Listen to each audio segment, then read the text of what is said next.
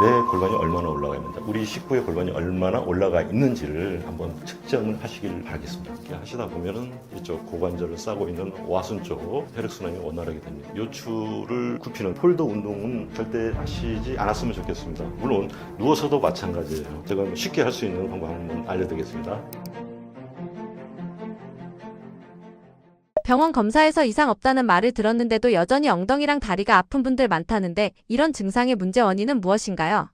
자, 1차적으로 병원에 가시면은 MRI라든가 CT를 찍잖아요. 그런데도 문제는 없다. 이제 그렇게 말씀을 들으시는 경우가 많은데, 제가 볼 때는 1차적으로 골반이 위로 올라가서 문제인 경우가 많습니다. 골반이 어떻게 올라가냐, 어떤 식으로 골반이 올라가냐, 그렇게 질문을 하시는 분들이 굉장히 많아요. 네, 하지만 누구나 골반이 얼마나 올라가 있는지를 어떻게 보면 진단이라고 보면 좀 알 수가 있습니다. 뭐냐면은 엎드린 상태에서 골반 자체를 이렇게 만져보시면은 골반이 상당히 위로 올라간 그런 것을 이렇게 눈으로 보일 수 있어요. 일반 분들은 잘 모르실 수도 있습니다. 근데 하지만 자꾸 그 골반이 얼마나 올라가서 문제가 되는가를 저는 어떻게 보면 국민의 운동으로서 그걸 알려드려야 될 것 같아요. 골반이 올라가면 올라갈수록 요통이라든가, 꼭 심지어 요통뿐만 아니에요. 뭐 여러 가지 질병이나 통증이 시달릴 수 있으니까 내 골반이 얼마나 올라가 있는지, 우리 식구의 골반이 얼마나 올라가 있는지를 한번 측정을 하시길 바라겠습니다. 근데 그러고 또 어떻게 보면 또 한 가지, 척추도 어떻게 보면 자연의 일부예요. 우리도 자연의 일부지 않습니까? 자연의 섭리를 보면 나무가 너무 오래되면은 어떻게 되면 딱딱해지잖아요. 그렇죠? 척추도 마찬가지입니다. 오래되고 그러면은 퇴행성 변화가 일어나는데 척추가 조금 커지는 경우가 있어요. 그러니까 쉽게 말씀을 드리면은 쇠로 만든 구슬 있잖아요. 구슬이 녹이 슬면 어떻게 했습니까? 녹이 슬면은 부풀어 오르잖아요. 부풀어 오르면서 까칠까칠하잖아. 만지면 맨들맨하지 않고 까칠까칠한 그런 경우. 그런 경우를 한번 생각해 보세요.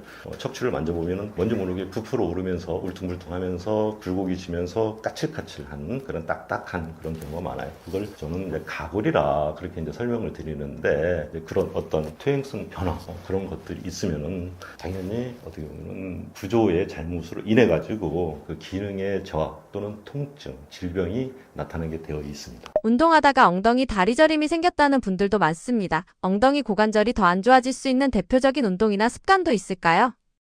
그건 많이 봤어요. 특히 폴더 운동을 무조건 피해야 합니다. 대근육 운동을 하실 때 특히 내가 허리가 좀 안 좋다 그러면은 폴더 운동을 하지 마시고 자꾸 뒤로 젖히는 운동을 해야 됩니다. 이 폴더 운동을 하게 되면은 요추 전반을 무너뜨리면서 어떻게 보면은 점차 요추 후만을 만드는 그 자체가 신경의 흐름을 막게 되어 있습니다. 그 신경의 흐름을 막게 되면은 어떻게 되겠어요? 막은 만큼 통증이라든가 질병이 나타나겠죠. 절대 저는 폴더 운동 여러 가지 아프신 환자분들이 점점 이제 후전되다가 나중에 아주 심각해서 오셔요. 통증이 너무 심해서. 그러면 뭐 하셨습니까?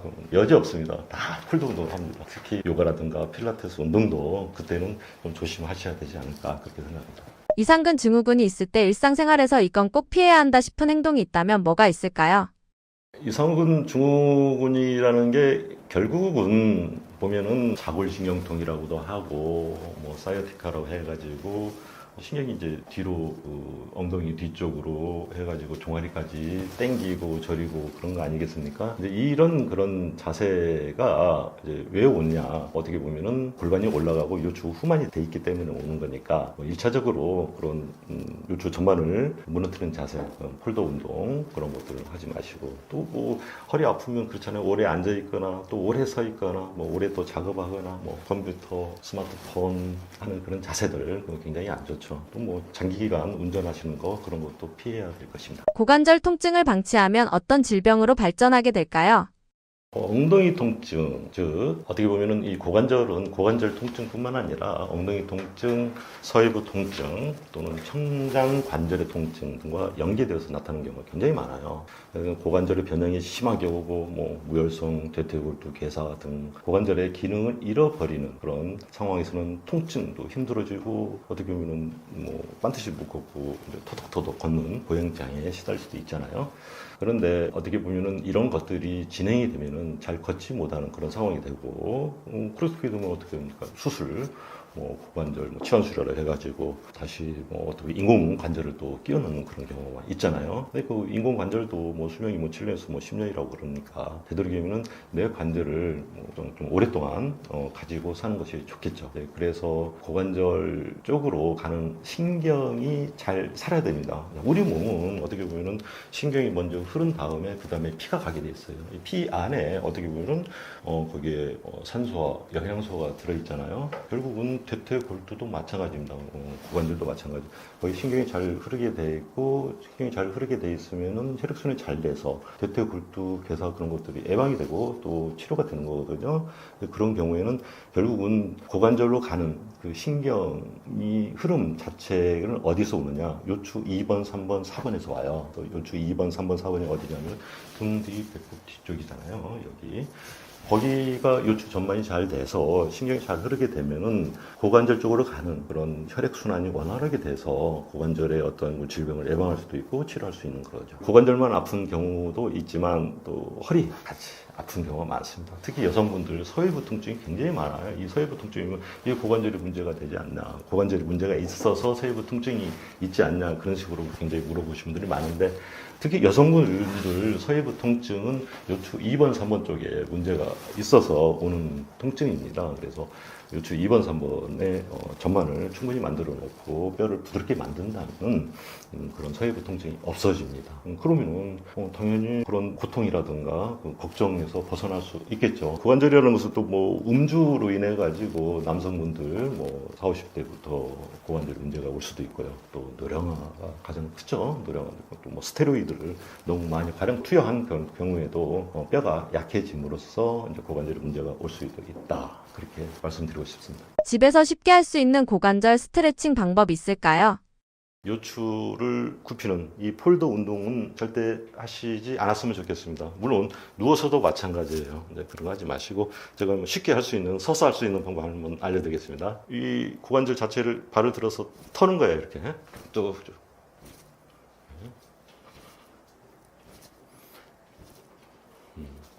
물론 뭐 다른 분들이 있다면은 옆으로 누운 상태에서 고관절을 이렇게 툭툭 이렇게 잡아 채는 그 방법이 있습니다. 그 방법도 굉장히 좋은데 옆에 누가 있어서 해줘야 되니까 혼자 그냥 툭툭 이렇게 터시는 그런 운동을 한번 해보시면 어떨까 합니다. 뭐 집에서 시원하게 간편하게 할 수 있는 고관절 스트레칭입니다. 이 자체가 스트레칭이 되죠.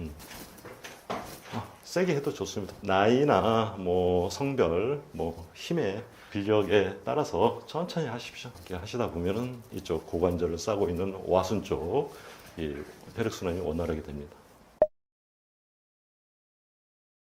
안녕하세요. 20년 동안 골반과 척추를 중심으로 질병과 통증을 진단하고 치료해온 한의사 박진영입니다. 잠실 소재의 영진한의원에서 환자분들을 만나고 있습니다. 제가 지금까지 치료하면서 많은 통증과 질병의 원인이 척추 사이의 공간이 좁아져가지고 신경의 흐름이 약해져서 오더라고요. 우리 몸은 먼저 신경이 흐른 다음 혈액이 따라가 각 세포, 조직에 영양분을 공급하여 생명 활동이 이루어집니다. 그러므로 먼저 신경의 흐름이 약해진 곳을 개선시켜 주어야 통증과 질병이 치료되는 겁니다. 즉 척추 간의 공간 확보가 가장 중요합니다. 척추 사이의 공간을 확보하려면 먼저 골반의 하향 안정화가 필요합니다. 그 다음 요추 전만, 흉추의 완만한 뒷자형, 그 다음에 경추의 C자크를 만들어 주어야 합니다. 내 몸은 스스로 단련시켜야 됩니다. 최근 들어 양양의 발전으로 인해 통증의 강도를 약화시키는데 굉장히 효과가 좋은 약들이 많이 쓰이고 있어요. 어떻게 보면 뇌전증 약이라든가 트라마돌이라는 마약성 진통 너무 많이 쓰고 있는데 그런 약들은 뇌를 가리는 약으로 의존이 되고 중독이 되고 또 어그멘테이션 증강으로 갈 수밖에 없어요. 근데 그 마지막은 상당히 안 좋은 결과를 낳을 수밖에 없습니다. 정신적인 문제도 마찬가지입니다. 실제로 특히 젊은 분들의 정신적인 문제, 즉 우울증이나 공황장애, 뭐 불면증 정도 골반과 척추를 교정하면 상당한 효과를 보입니다. 그러므로 먼저 내 자신의 몸을 알고 공부하고 또 스스로 단련시켜야 합니다. 오늘 내 스스로 골반과 척추를 단련시켜 건강한 몸과 정신을 가지시기를 바라겠습니다. 제가 부끄럽지만 책을 두 권을 썼었어요. 이제 하나는 이제 뼈는 거짓말하지 않는다. 왜 제목을 거짓말하지 않는다 했잖아요. 이게 참 재밌는 게 이 환자분들 오잖아요. 막 거짓말 많이 합니다. 아픈데 나았는데 막 더 아프다고 하고요. 안 나았는데 낫다고 말씀은 안 하시지만 아니, 나았는데도 더 아프다고 그렇게 말씀 많이 하십니다. 근데 참 재밌는 게요. 저는 이 뼈는 거짓말하지 않더라고요. 척추의 구조를 보면은 아 이분이 언제부터 아팠으며 어떻게 아프며 앞으로 어떻게 되겠다라는 것까지도 좀 보일 때가 있어요. 치료하면 당연히 척추 구조가 틀려지지 않습니까? 그럼 척추 구조가 올바르면 그분은 나은 거예요. 특히 아 할머니들 제발 좀 그러지 마세요. 왜 더 아프다고 해요? 그런 말씀 하지 말라고 제가 뼈는 거짓말하지 않는다라고 제가 이제 정했고요. 근데 제가 이 책을 쓴 이유가 제가 어느 날 갑자기 20년도 넘었습니다. 갑자기 위장병이 크게 생기고 머리도 아프고 제가 아픈 마음을 제가 압니다. 뭐 어떻게 아픈지 뭐 예를 들어 가지고 그렇게 아프면은 정말 어디 뭐 신내림이라도 당해야 되나? 뭐 그런 식으로 많이 몸이 아프더라고요. 왜 아픈가 가만히 생각을 해보니까 지금까지 또 지금도 좀 생각합니다. 그런데 결국은 척추의 문제더라고요. 새롭게 이제 아파트로 이사를 갔는데 너무 높은 베개, 너무 푹신한 침대 거기 자다 보니까 척추가 완전히 망가진 거예요. 구조 자체가. 그래도 뭐 머리도 아프죠. 뭐 위장병도 생기죠. 뭐 그 위장병이라는 게 참 무섭더라고요. 날만 하면은 또 뭐 좀 먹으면은 또 바로 또 뒤집어지는 거예요. 그래서 뭐 이 내시경을 해보니까 뭐 이 궤양 플러스 12장 뭐 궤양 뭐 그런 것들도 뭐 있고 또 뭐 허리는 또 왜 이렇게 아픈지 뭐 등은 또 왜 이렇게 아픈지 좀 형연할 수 없는 통증이 많이 시달렸습니다. 하지만 이 공부를 하면서 이 척추의 구조를 바로 잡고 치료하다 보니까 아주 건강하게 맛있는 것도 많이 먹고 지금 20년이 지난 지금도 뭐 위장병 한 번도 없이 정말 맛있게 먹고 사는 것 보면은 결국은 척추가 아니었나 그런 생각을 들게 되죠. 그 다음부터는 제가 아픈데 뭘 안 해봤겠습니까? 뭐 심지어 양약, 독한 약, 뭐 시메티든부터 시작해서 더 독한 약 굉장히 많이 먹어봤습니다. 근데 양약이 참 효과는 너무 빨라요. 좋고 먹으면 바로 안 아픕니다. 이제. 하지만 그 전에 또 한약도 왜 안 먹겠습니다. 한약도 많이 먹어봤습니다. 하지만 치료가 안 되는 거예요. 이 구조를 바꾸니까 그때 치료가 된다. 그래서 제가 그때부터 환자분들을 척추를 가지고 진단하고 또 척추의 구조가 바뀌면서 환자분들의 병 증세가 바뀌는 것을 제가 그때부터 관찰하고 또 치료하기 시작한 거죠. 지금은 엄청나게 또 많은 분들이 또 척추에 관심을 가지고 또 치료하다 보니까 또 전반적으로 척추를 보는 그런 진단과 치료 방법이 많이 발전이 됐죠. 하지만 이 골반을 내려야만 이 척추가 반드시 쓴다. 그것을 제가 계속 말씀을 드리는 거예요. 일반 의사분들이나 한의사분들, 물리치료 의사분들은 골반을 내려야 된다는 그런 데 대해 이해를 잘 못하시고 잘 모르시는 것 같아요. 하지만 결국은 환자분들을 위해서 환자분들 치료하려면 결국은 골반을 내려야만 치료가 된다는 것을 제가 계속 말씀드리고 싶고 또 한 가지는 이 요즘에는 정말 양약이 너무 발전돼 있어요. 이건 양방의 기술이 발전됐다. 그렇죠. 제약회사의 기술이 너무 발전됐죠. 심지어는 ADHD 약, 콘스터 같은 경우는 너무 많이 찾다 보니까 공부 잘하는 약으로 완전히 매진이 돼가지고 그런 표현도 많이 쓰고. 근데 참 재미있다기보다는 좀 슬픈 일이죠. 저한테 이제 오는 환자분들 보면은 안 낫는 환자들이 있습니다. 첫 번째는 수술을 한 분들이죠. 특히 협착증이라고 해가지고 척추 유압술이라고 그래요. 이제 몸 안에 철사 심을 박는 거죠. 2개, 3개, 4개. 근데 이 문제가 뭐냐면은 효과가 없는 사람들이 너무 많고요. 또는 효과 있더라도 2년에서 5년 사이에 인접 분절 퇴행이라고 해가지고 그 한 부위 있잖아요. 그 아래하고 위에가 볼록하게 튀어오릅니다. 퇴행이 되는 거죠. 그 쇠는 엄청난 그런 강도를 가지고 있잖아요. 근데 우리 몸은 어떻게 됩니까? 척추 자체가 7년에서 8년 정도 있으면 100% 치환이 되잖아요. 다시 또 만들어집니다. 우리 몸은 굉장히 약해요. 예를 들어가지고 복숭아라든가 사과 같은 걸 살짝 찌면 안쪽까지 이렇게 파고 들어가잖아요. 과일 그런 과일을 생각하시면 우리 몸도 어떻게 충격에 의하면은 그쪽으로 퇴행성 변화가 일어날 수밖에 없는 그런 상황이 돼요. 가지고 2년에서 5년 사이에 위 아래가 분절이 퇴행이 되잖아요. 그러면 엄청난 고통에 시달립니다. 그런 분들이 내가 너무 많이 봤어요. 함부로 하는 그런 수술 자체 있잖아요. 긁어낸다, 띄어낸다, 그런 분들 상당히 그거 좀 되는 게 아니에요. 그게 뭐냐면은 한번 칼을 대잖아요. 수술을 하면은 30%의 정도의 근력이 소실이 됩니다. 그러면 똑같은 운동을 하시면 되겠어요? 안 되잖아요. 그러면은 점차 더 약해지고 그러다 보면 또 약이 의존하게 되고 의존하게 되면 또 중독이 되고 중독이 되면 또 어떤 문제가 될 수 있는 그런 분들 꽤 많으니까 그들에게는 수술을 너무 의존이라기보다도 수술을 해서 내 척추를 낫겠다 이제 그런 생각을 버리시고 내 몸이지 않습니까? 내 귀한 몸이니까 내 귀한 몸을 스스로 단련시켜서 뭐 의사를 믿고 말걸로 떠나가지고 정말 내 몸을 위해서 내 귀한 몸을 위해서 하나밖에 없는 몸을 위해서 내 스스로 단련하자 그런 뜻으로 제가 환자분들한테 제가 자꾸 말씀을 드리는 겁니다. 그러니까 뭐 이런 얘기는 저도 뭐 유튜브 뭐 착한 척추라고 해가지고 제가 몇 년 됐지만 가입자 수가 별로 많지 않습니다. 뭐 구독 같은 거 좀 많이 해주시면은 제가 이제 거기에 대해서 척추에 대해서 여러 가지 말을 좀 해놨으니까 이제 그거 한번 보시고 이 세상에 뭐 정답이 없잖아요.